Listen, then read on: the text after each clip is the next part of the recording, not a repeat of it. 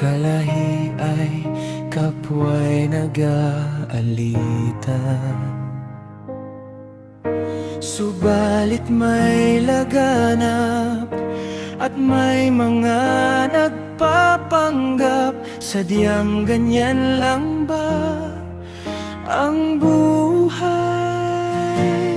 Kung sino-sino na ang ating nasisisi